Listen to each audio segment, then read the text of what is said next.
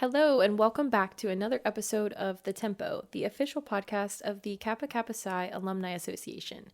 As we enter election season, we're thrilled to bring you a special series featuring the 2025 candidates for the Alumni Association Board of Directors. Throughout the month of April, we'll be sitting down with the candidates to hear about their vision for the Alumni Association, their experiences as brothers of Kappa Kappa Psi, and how they plan to foster great engagement and connection among alumni. Each candidate will have 15 to 20 minutes of questions and discussion, so be sure to stick around for the full episode. Each episode will feature 3 to 4 candidates. I'm your host for this series, Sav, chair of the Archives and History Subcommittee and host of The Tempo.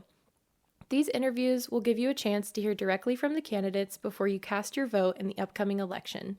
If you haven't already, make sure to subscribe to The Tempo so you don't miss a single episode.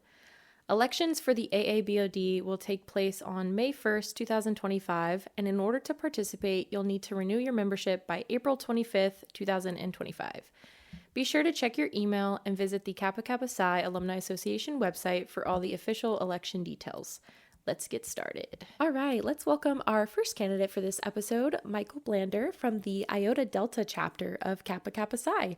Welcome, Michael. Can you tell us a little bit about yourself? Yeah, thank you for having me today. I'm excited to be here. I'm Michael Blander. I'm a life member of the Iota Delta chapter at Towson University. I'm an old guy. I graduated in 99, became a life member in 1999. Um, and I'm excited to still be able to participate and serve the fraternity.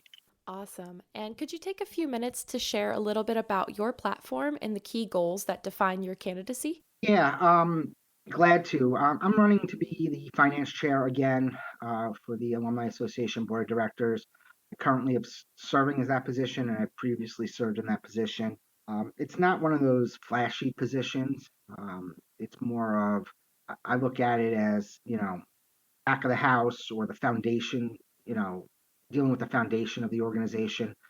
My job is to make sure that financial reporting is accurate, that we have the resources we need to fund the programs that we're working toward and that are wanted by our membership and the other programs of the fraternity, giving that financial stability.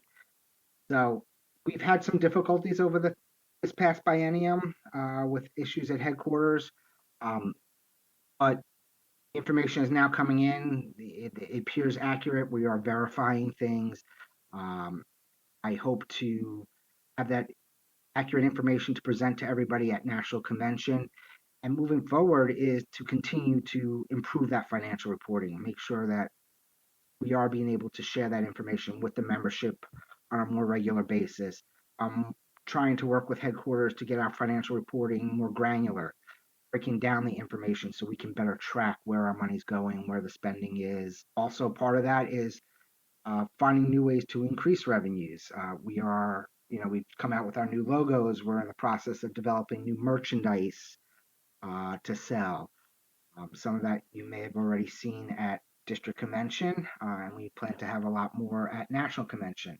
You know, getting our membership engaged to creating their financial legacy with the fraternity, their legacy with the fraternity, and doing that is being able to financially help support long term the fraternity to make sure that it's around for another 100 years.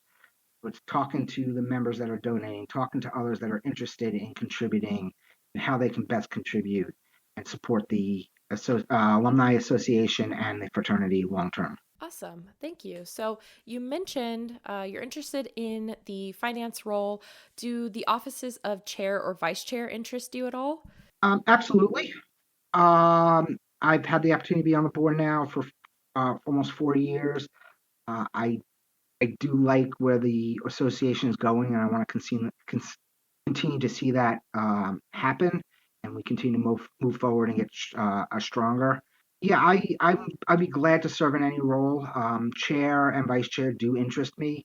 Um, Being the finance director currently and not knowing the makeup of the next board, I believe I can handle both those tasks together. As finance chair, I was supporting a lot of the other directors and anything that they needed also. Um, as my activities didn't always require as much time at given moments.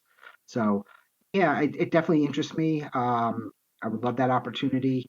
If not, I will serve the board in any way that they need me to. Great. You talked a little bit about some of your goals. So, if you had to pick one of your goals, how would you maybe measure or track the success of that goal over the biennium? Yeah, I mean, to measure my goals, the biggest thing is revenues. Um, and the way you can see that is just looking at the balance sheet and income statement every month and seeing that those numbers are going up. When those numbers go up, we can we can do more. We can provide more programs, more activities, more grants, matching grants, professional development grants. We can continue to make donations back to the fraternity and its programs, such as the donations to the general fund, the NIB, the upcoming NIB jazz band, some of the ritual grants. So we can help support that. I would love to see it through new membership and fundraising, but I think the easiest way and the best way to increase revenues long term and improve the financial stability of the association is through the giving program. Uh, that's where actives and alums can start their legacy, creating their legacy in the fraternity, which is a small donation as simple as $10 a month, up to $250 a month, making a contribution. And for that, you even earn life membership credits where you can give a life membership away periodically to a deserving brother, um, and be recognized for that. And you know, as as alums, as we get older, our financial pictures do change. Hopefully, we are in a position where we can give more and do more, and hopefully that we're willing to do. More alums are willing to do that and support the fraternity and make sure that we're around for another 100 years. Absolutely, yes. Okay, my next question for you is can you tell us about a successful program or initiative that you led that was either fraternity related or within your professional career and how you determined its effectiveness? Um, yeah, I've done a number of things being involved with the Alumni Association over the last couple of years, a lot of small things. Again, being finance, it's not a lot of big, rosy projects. But we did several years ago change the contribution levels to the giving program. So there were more tiers. We established the $10 tier. We've been working on increasing the benefits of joining. We decided to have bricks placed at headquarters for those that have given more than 10 life memberships. This year, first time we have two bricks being placed at headquarters for people that have given numerous life memberships. We're starting to give back to the fraternity more. We made a $10,000 donation to the general fund this year. We did budget for that last year, but we were able to do that now because the revenues have been increasing. There's been other, so it's really easy to see that the benefits of doing those things, and we're trying to come up with more ideas, more ways, more benefits for being a member of the giving program. But on the personal side too, I'm an Eagle Scout, so you know, being an Eagle Scout, I had to come up with a major project and take it from concept to putting it on paper, presenting it, getting permission to do it, and then actually getting people to volunteer their time, get donations for materials and supplies, and then complete that project. So, I do have success in taking an idea and bringing it to fruition and completion over my fraternity lifespan and personal lifespan. Awesome. All right. We're going to switch gears a little bit, and I have a scenario for you. Imagine you were talking to an alumni brother who's not actively engaged with the fraternity in any way at this time. What would you suggest to them is the best reason to join the Alumni Association? How would you maybe articulate the benefits, both tangible and intangible? And how would you promote the culture of giving and our responsibility to keep striving financially as alumni? Sure. It all starts with a question.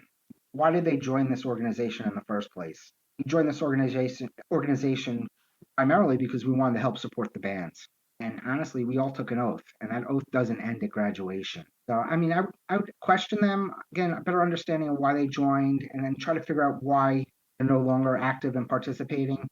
And then I would, yeah, absolutely tell them to get involved with the Alumni Association and say, this is your opportunity to continue to give back, support the organization, and, stay, keep your foot, all intents and purposes, keep your foot in the door and know what's going on. So, yeah, and then at that point, you talk to them about making donations and contributions to either a specific project, a specific fund. As you get to know them better, you talk about, what would they like to see from the association and from the fraternity moving forward. And that could also open up conversations with, great, make a donation or join the giving program, and let them know what the benefits are of the giving program, and also some of the general benefits of being part of the Alumni Association, where if you want to get more active, you can be a member of national committees. You can attend district and national conventions as a member of the Alumni Association. And if you get involved with events, you're protected, with the insurance coverage that, because you are involved with activities of the fraternity.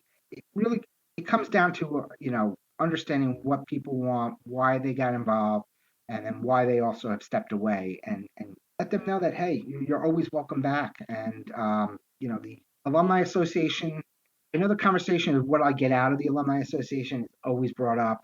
It's what you want out of it. You may not have a lot of tangible, things handed to you saying that you're a member, you get to go to these activities, you get the few going to these activities.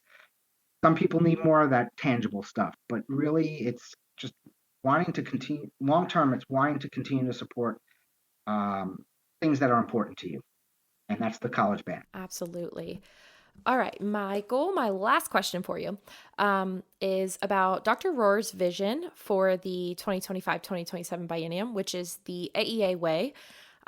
He's got 5 main points of continuing the KK journey, strengthening the member experience beyond the road to wisdom, solidifying our engagement and volunteer pipeline, moving forward through an aligned goal and purpose, and bringing a sense of joy to all of the work that we do. In total, his vision is about elevating the fraternity's brand and the member experience. So my question is, how would you help support Dr. Rohr's vision as an Alumni Association director? In any way that he asks specifically, but just hearing his vision and what he wants to accomplish, it's continuing to expand that journey, making sure that those that are graduating still feel welcome, that still want to participate, those that have stepped away, try and get them re-engaged. It's specifically continuing to look at what alumni do. Support the organization. But yes, as we've talked about, some of it's financial, some of it is just by participation in national committees and leadership positions. Just making sure that, hey, you've taken this oath. It's important that you've taken this oath, and that, once a brother, always a brother. Feeling welcome, and that you can continue to contribute once you graduate. Absolutely. That is all of my main questions that I had for you. If anyone wants to reach out to you or connect with you, how can they do that? Where can they find you? Yeah, absolutely. I'm on Facebook. Um, Also, my email is michael@kksci.org. Um, Feel free to email me if you'd rather talk in person. Let me know. I'll be glad to give you my number, and we can talk in person, and I can answer any questions that you have. You know, I graduated in '99. I've been part of this organization now almost, uh, and I was initiated in '95, so just about 30 years. Um, it's still important to me, and I hope that all the alumni listen to these podcasts, hear from the other candidates, um, make good decisions on who we want to see continue to represent our organization, and continue to be engaged and continue to support the fraternity. So I'd be glad to talk to you about any of that.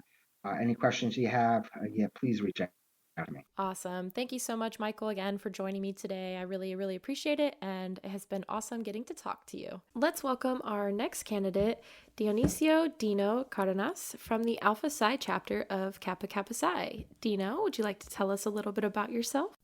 Hi. Like Seth said, my name is Dionicio Cardenas. You guys most know me as Dino. Um, I am a spring 2013 membership candidate from the Delta Omicron class. I later became a life member after graduation. During my active time, I served as ritual officer, historian, vice president membership, and I served one term as the member at large of the Southwest District between 2017 and 2018. Um, I think the question that most people ask me whenever they meet me is like, where did you start your communications portion of Kappa Kappa Psi? That will begin when I was put into the communications team under the direction of Jessica Lee. Um, at the time, there was actually applications, so you actually had to turn in an application. It wasn't like, oh, hey, you just signed this form and like to put you somewhere. It was like a literal like turn in a like a your resume and like where are you good at or whatever. So like that's where my communications world started. My two main focuses there was to make sure the Instagram was running, and to build campaigns for like our brothers to more engage more through our social media. Um, at that point, I did what was called the Trivia Tuesdays as well as the Instagram takeovers. So if you wonder where that came from, yours truly started that.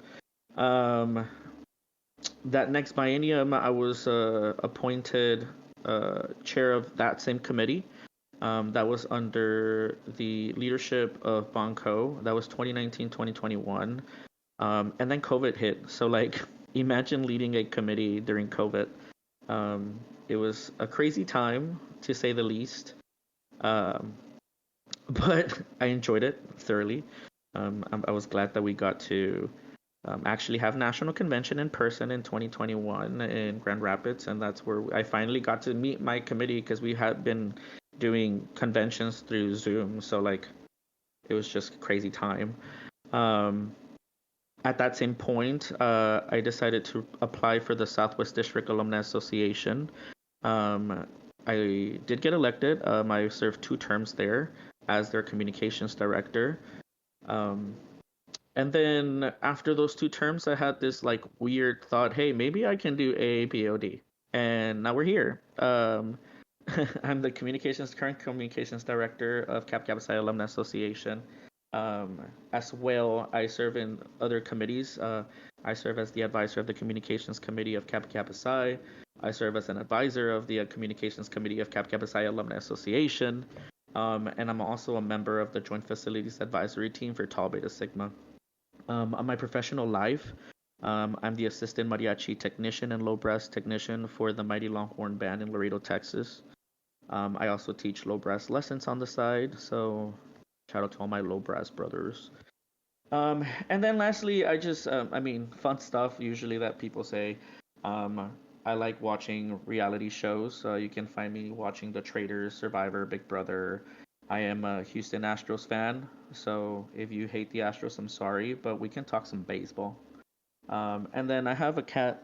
You guys probably you're not gonna see him, but Sav can. He's running around. His name is Gus. So that's about me. Thank you for having me, Sav. I'm looking forward to this conversation. Yes, thank you for joining me today. Can you take a few minutes to share your platform and the key goals that define your candidacy? Okay, so my platform, um, my platform is written for 2 positions, but mainly I selected to run for. Currently, it's called the vice chair slash membership director.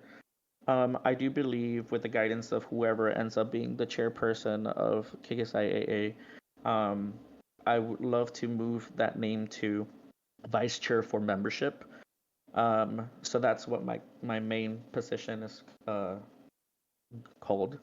My platform is written in three words, basically: engagement, growth, and sustainability. Um, I think the main question that every brother has is like how to engage our members so they can continue coming back. Currently, talking numbers, in the second year of this biennium, our numbers have been like super high. They've been super high, but that always happens whenever we have a national convention happening. Um, which it happens. We get it. But how can we keep those members year round? Like let them renew and stuff. One thing that we're really working into doing is with our Opus program. We are trying to do those renewal systems to automatically be done. Yes, you'll get an email the month before, um, but just to make sure that people forget to renew their stuff for sure. If I wasn't in AABOD, I probably would not renew because I'm busy. So like I forget. So there's a we're pushing forward to renew those things automatically. Yes, again, you'll get that email to make sure that you're still okay to renew it, but it'll renew automatically. Um, with growth on the organization, I feel like yes, we have our town halls, our quarter note forums, but how else can we give get that feedback from our membership? Um, One of the programs that we're starting this year online with President Ko's vision, we're going to move forward with the Crown Pearl goals. Each member of the each member and or LAA will have the opportunity to participate in this program. There will be 15 monthly goals in 3 different categories. Those categories can vary from like re-engaging and reconnecting, or celebrating musicianship and brotherhood, or even just like strive for 5 goals. Some examples are like attending a fireside chat or registering to go to convention, either a district or national convention, so you can be there and get informed. Um, and then there's the more like locally stuff where it's like offered to speak for your chapter for a meeting on your career path. Like this is what I do, especially with our graduating seniors looking to go into that next transition of Kappa Psi. Um, some other initiatives that I really want to do is the incentives for our members. I know TBSAA does this. Um, it includes sending personalized letters to our members who renew, especially those who pay the $75 tier, and send out like a gift. They currently do magnets of their logo. So like it's a little thing that you get, but like you get a gift from signing up, and then move it around through the years. Maybe a pin, or maybe a like little thing that you can put on your backpack or something. But every time you renew, you'll get like a little gift going on. And then offering those social and networking events. Currently, we have the New Year New Bros, the Brothers at the Ballpark. Um, we are currently working on 2 major things. We are pushing the Kappa Psi AA Day. Yours truly in this chat, the Archives and History Committee is working on that proposal to establish the official Kappa Psi Alumni Association Day. More information coming soon, but probably will be at like national conventions so everybody can be at once and we can vote together. And then next year's AABOD will be working on the 20th anniversary of Kappa Psi. That'll be in the National Convention of 2027. So there's probably going to be a like 20th anniversary committee. So if you're interested in that, please look out for that. And then lastly, just to round this up, I think it's important to gear to our graduating seniors. When you graduate, basically you just stop doing KKSI because you think that's the end of it. The Kappa Psi Alumni Association is here for you. And it starts with just encouraging brothers to turn in their graduating senior form on time. You have 30 days after graduation. You can do it 30 days before graduation if you know that when the graduation is happening. We just want our brothers to have that home and where we can continue informing our graduating brothers, even if it's just an email. But yeah, my platform is there. There's also a section on awards director. Very, very vague, but I'm mostly aiming for that membership director, vice chair for membership. Awesome. You told us a little bit about some of your goals. How would you track or measure the success of maybe one of those goals? For those who know me, who know Dino, you know that I am big. Like I always want to make sure that everything's at like 101 things to do kind of thing. I think to track my success and hold myself accountable, I believe that starting our quarterly reports early is essential. I want to track every project, every email, every increase in membership that will establish the position to higher standards. Um, Additionally, with this, I believe that incoming president Nick Warr is a stats geek. So I think that keeping the statistics of all our numbers will be essential for the Kappa Psi Alumni Association, not only to continue promoting our growth, but to just hold each other accountable, including myself in those positions. Um, I would love to see committees as well to do quarterly reports. How this would work is a little like, let me just explain it real quick. Each committee, each quarter represents 6 months. The mid-biennium report will be provided at the end of quarter two, and that will be the report of your full year, as well as an end of the biennium report, which is at the end of quarter four, with a full assessment of the 2 year stuff that each committee did. So to make sure that everybody is held accountable, myself accountable, and at the end of the year, we can have this big old minutes from National Convention with all the committees doing their work and make sure that we are successful in this. Perfect. The next question that I've got for you is can you tell us about a successful program or initiative that you led that was fraternity related or in your professional career, and how you determined its effectiveness? Successful program. Yeah. I'm gonna, and people are gonna hate me for this, but I'm gonna take a moment to brag about the communications committee of KKSIAA. Our goal was simple. It was to improve how we share information and connect with members. That's all we wanted to do. Um, from the start, my vision of this committee was communicate and build. That's what I wanted to do: communicate and build. I wanted to make sure that we are communicating all our programs, all our minutes, all our everything, but also I wanted to develop our future leaders.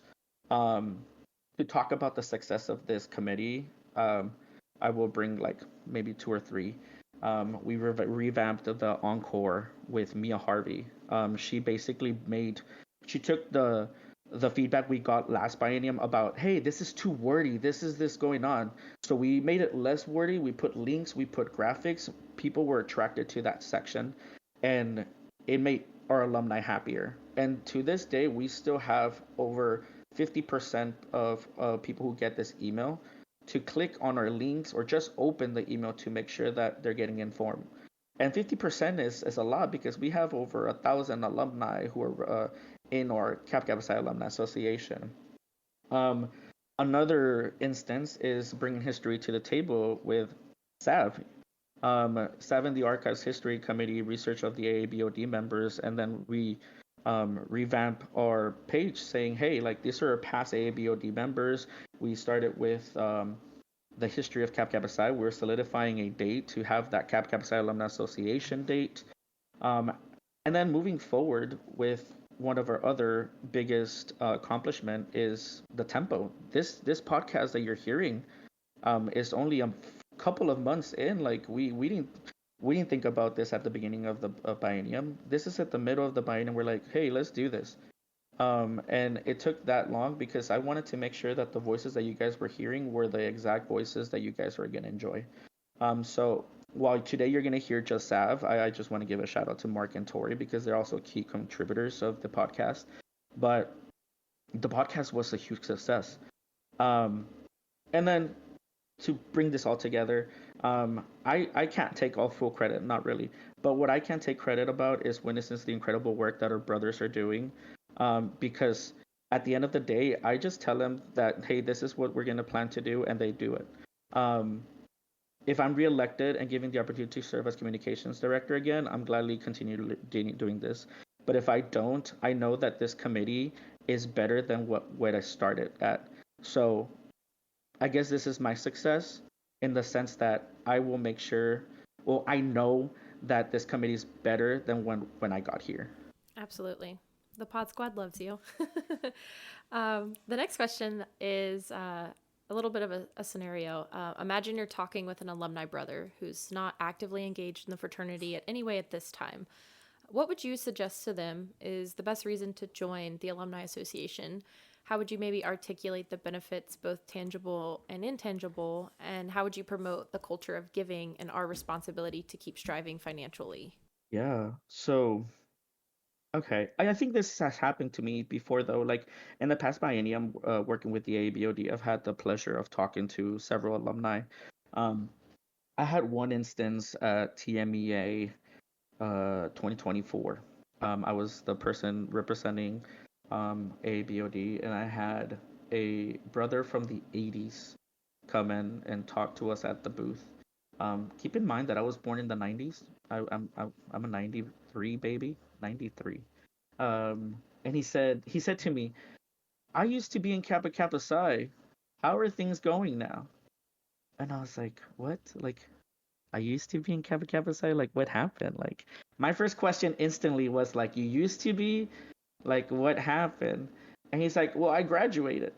And I was like, "Okay, cool." Like I was like, he graduated. That was all he did at the time. I researched on OMRS to see what I mean if he was inactive or alumni or life or whatever, and he was alumni. Like there was no like nothing bad. Like he just graduated.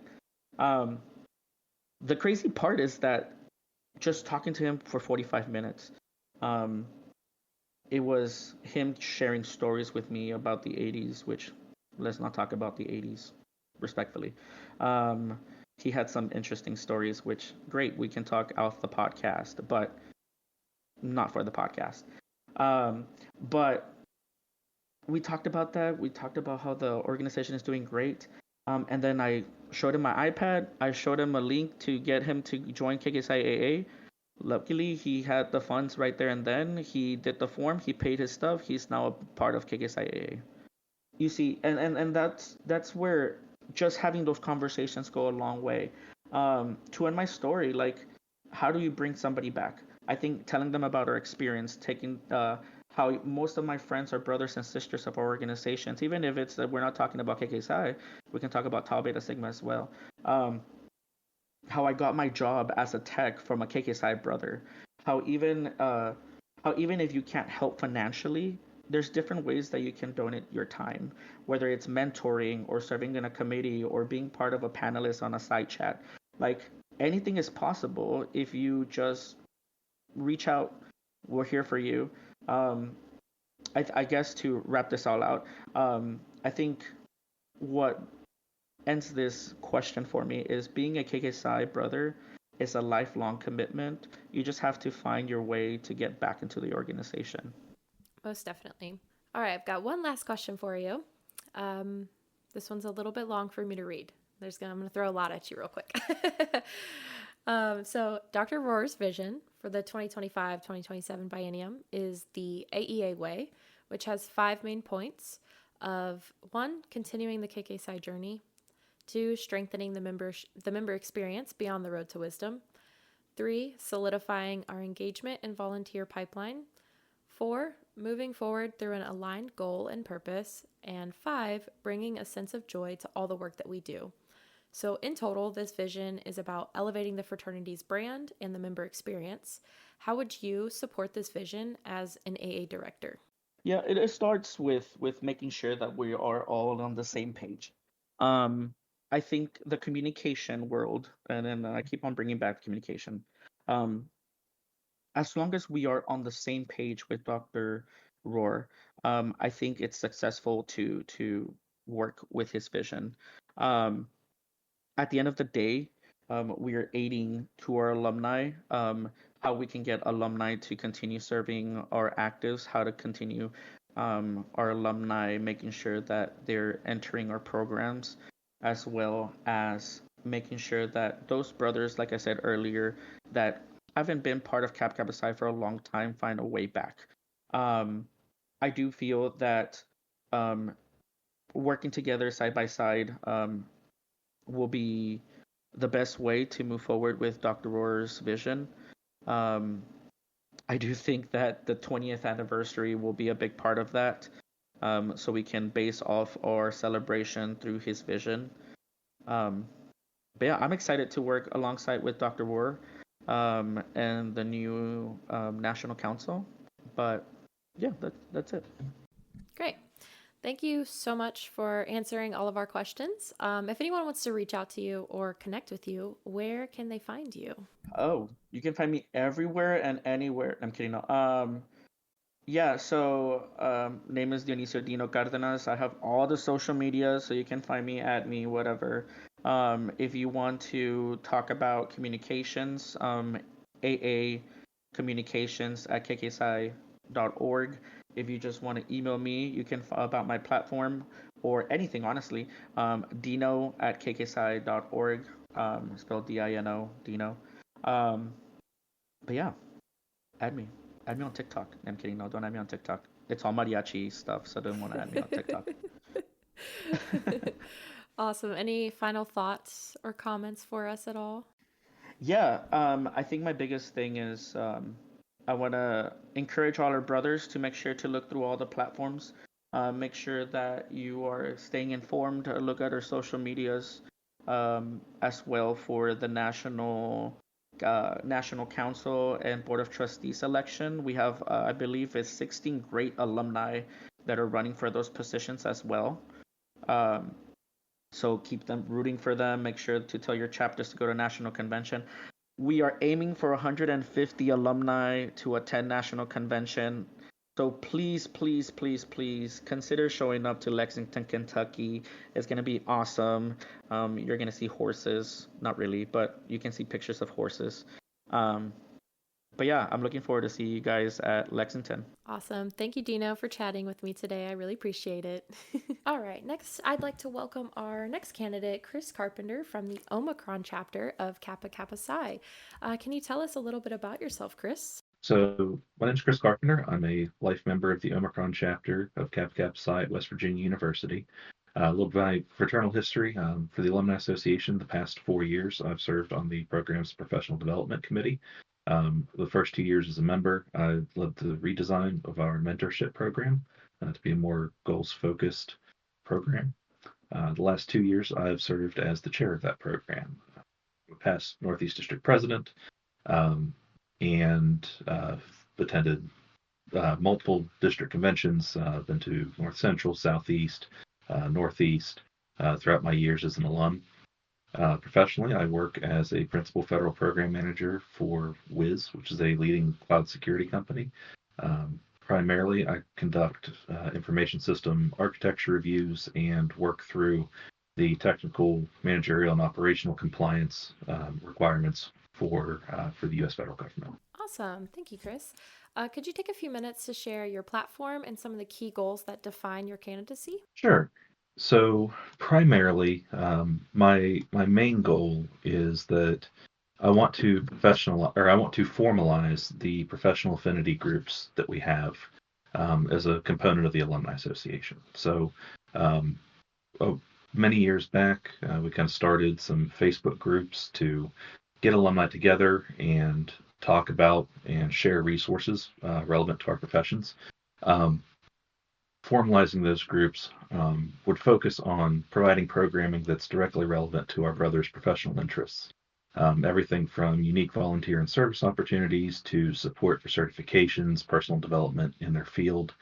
Some of the benefits to the association of doing this, this gives our brothers a year-long, directly relevant and impactful program to participate in. It can interface with our existing programs and support new ones. So working through our boat talks, fireside chats, participating in the mentorship program directly, and then once established, well down the road, these can provide direct support for expanded professional development programs within the Alumni Association. This is very much a board level initiative, which is the reason that I'm running. This is something that I've had my eye on for a while now.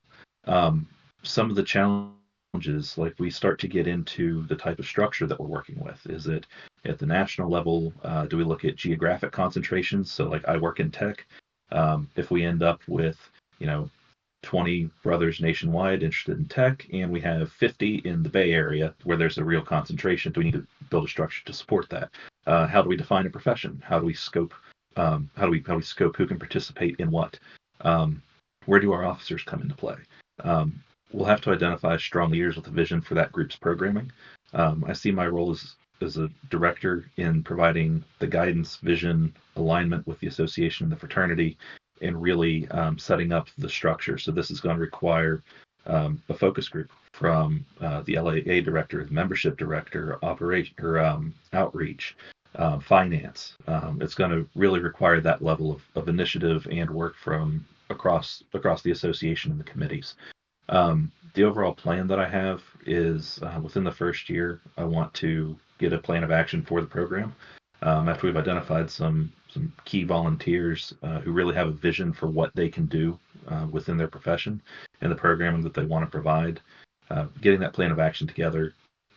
Within the second year, getting the groundwork laid and getting a constitutional amendment passed in 2027 at the National Convention to formalize them. And then from there, it's executing on the plan, working on expansion, and really driving home and creating a valuable program for our brothers. Some examples of what that might look like. So the two examples that I've been using as I've been going to district conventions this season are like a music education group who's trained to represent the association or the fraternity at state conferences. So right now we can only send a few people nationwide to TMEA and Midwest. If this is a formal group under the corporation for the association, we can have music educators who are able to represent the fraternity, and we can really expand our footprint, both for alumni and for the active fraternity.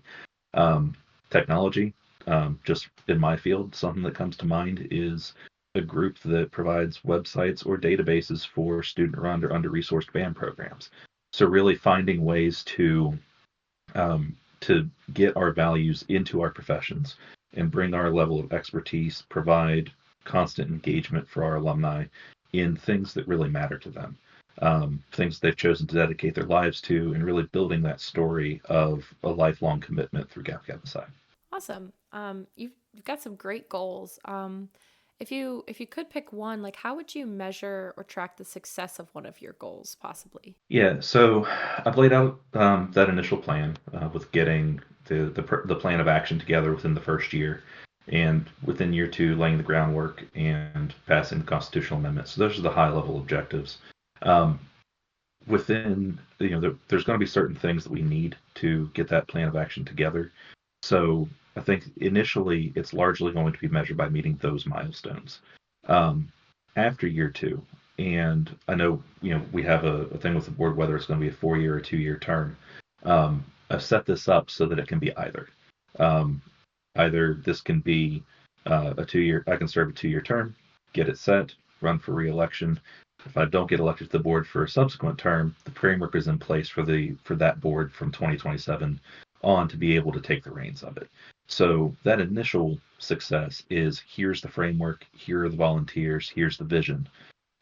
If I would be fortunate enough to either serve a 4-year term or be reelected to see the program through, and the implementation of it through, it would be we would have to work to set metrics with our finance director and with our membership director.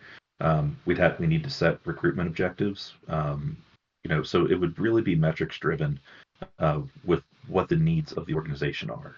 Engagement with, let's say that we start with music education and they decide to put on their own Botox series, which are, for anybody listening who isn't familiar, it's basically TED Talks for brothers. If you have something to contribute, something that you want to talk to, something that you're really passionate about, you can put a 15-minute script together and publish a video with the support of the Alumni Association's communications committee. So if our music education group decided they wanted to do Botox and that was their program, then we would want to set up a measurable objective for them, right? So a lot of it is going to be driven by the vision of the volunteers in the program that they want to develop. But I do think that there are specific association level objectives for the constitutional amendment, for the structure, finance metrics, membership metrics that we can work through.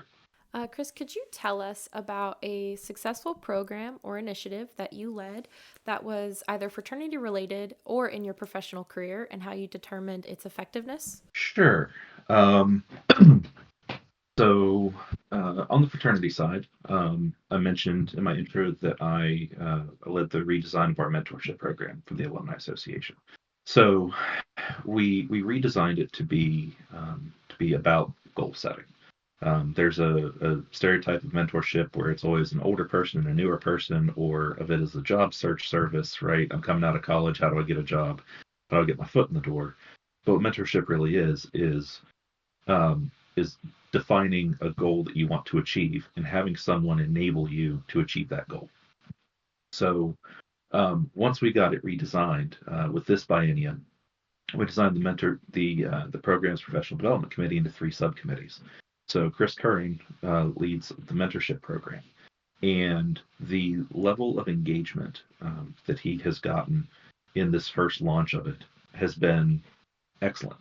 I think we've seen 5 pairings per semester.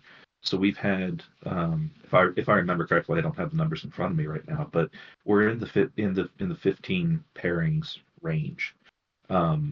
We've set up interviews so that we understand people's learning styles, that we understand how they like to communicate. So we match on styles, we match on what people could really contribute and what they're passionate about to make sure that we have something effective to support.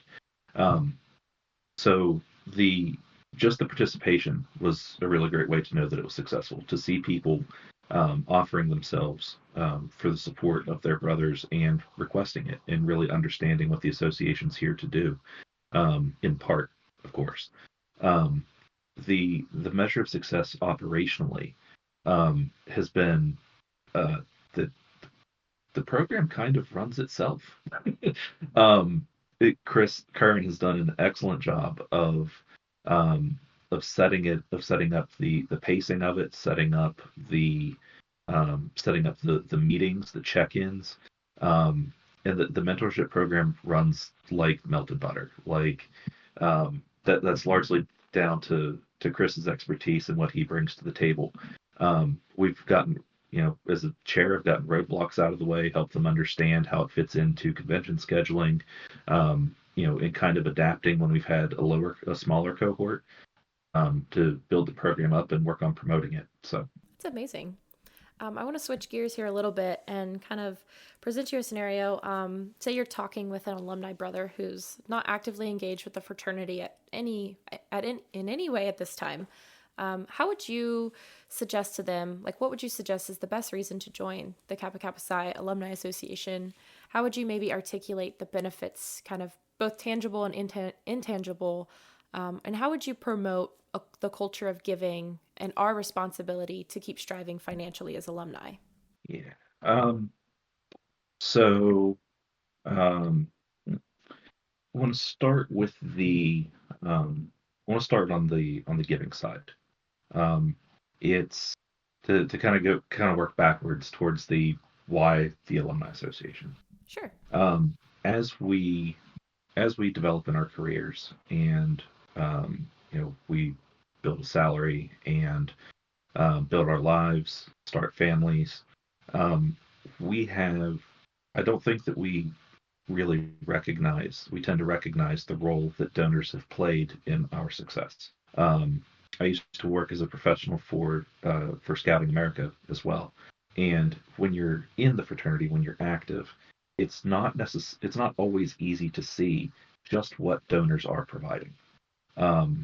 Whether it's for the general fund, all of the life membership breakdown, when you look in the podium and you see the list of donors and really understanding where that goes, it's one of the benefits of attending conventions, right? You start to see the budget, you see what's coming in from where, and what's really contributing to your experience. So oftentimes, I personally credit my experience as district president with how I developed as a professional, very directly. I credit that experience. So when I'm talking to someone who's been disengaged, I kind of start by explaining what that money does and then connecting it to their experience, right? I want to understand the value that they got out of the fraternity, whether they participated as an alum and are since lapsed, if the last time they were here was when they were active.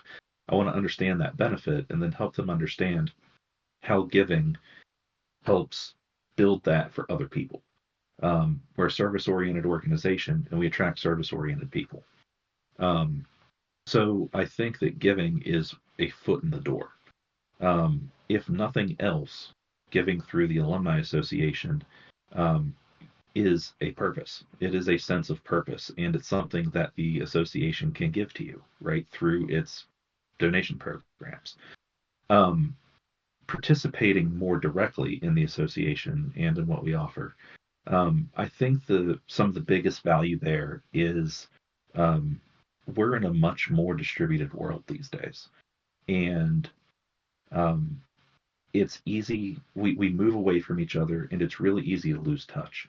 The Alumni Association, the programs that we offer, give you a central place to maintain connections to your values and to people who have shared experiences.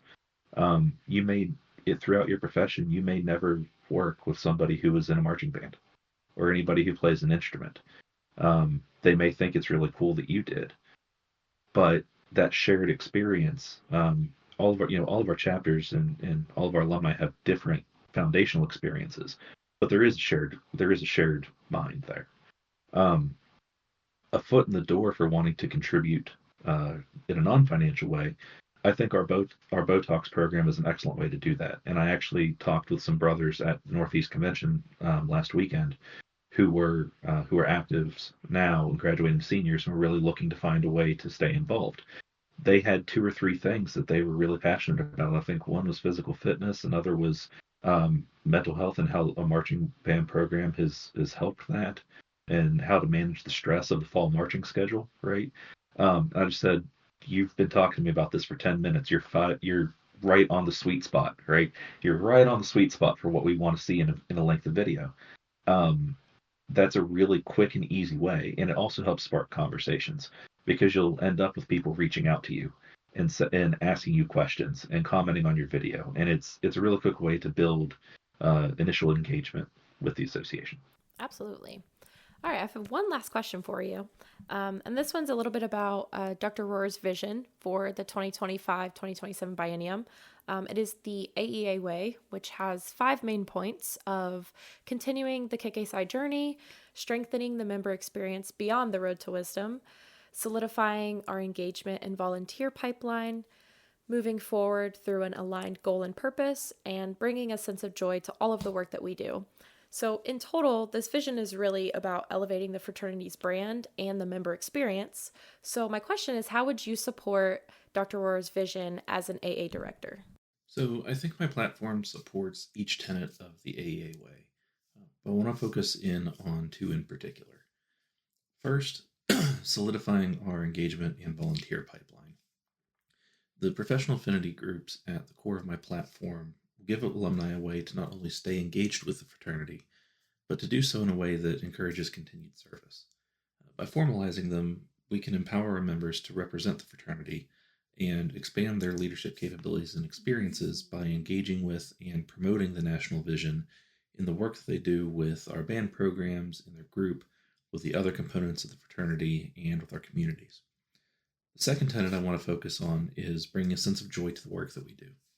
My platform focuses on integrating the lifelong fraternity experience with our chosen professions, which many of us have also dedicated our lives to or are looking to do so. Our fraternity gives a sense of purpose, as all values-based organizations do, but we're each more than our fraternal experience. I feel strongly that bringing structure, vision, and purpose to these groups as we implement the formal structure will help our alumni find joy in both their professional and fraternal lives, and where needed, bring their joy from one to the other. As for the remainder of the AEA way, I think it's important to note that as a board, we'll support Dr. Rohr's full vision. We'll each have our individual goals and objectives, as well as an overarching direction for the Alumni Association. So it'll be important that we each play our part and work together to shape those all into something that supports and propels that vision. Perfect. Thank you so much for taking some time to chat with me and answer some questions. If anyone wants to reach out and connect with you, where can they find you? You can find me on Facebook, LinkedIn, and by email at cacarpenter.kkpsio@gmail.com. And lastly, do you have any final thoughts or comments for anyone listening right now? I'm glad that you're here and that you're listening. Please listen to all of what our candidates have to say and feel free to reach out for conversations. We're here for you and to shape the Alumni Association into an organization that serves you and provides you with a full lifelong experience in Kappa Kappa Psi. Awesome. Thank you so much, Chris. I really appreciate it. This concludes the second episode of our 2025 AABOD candidate interviews. If you have any questions about the candidates or the election process, please visit the Elections tab on our website at kkpsiaa.org. A big thank you to Victoria Wilkinson for editing these podcast episodes weekly, ensuring our listeners enjoy the best conversations with each candidate. As always, we'd like to extend a special thanks to the National Alumni Association and Kappa Kappa Psi National Honorary Band Fraternity for making this podcast possible. We have 2 more episodes featuring the remaining candidates in the coming weeks, so be sure to tune in for all the important information that you need. Have a wonderful day, and as always, AEA.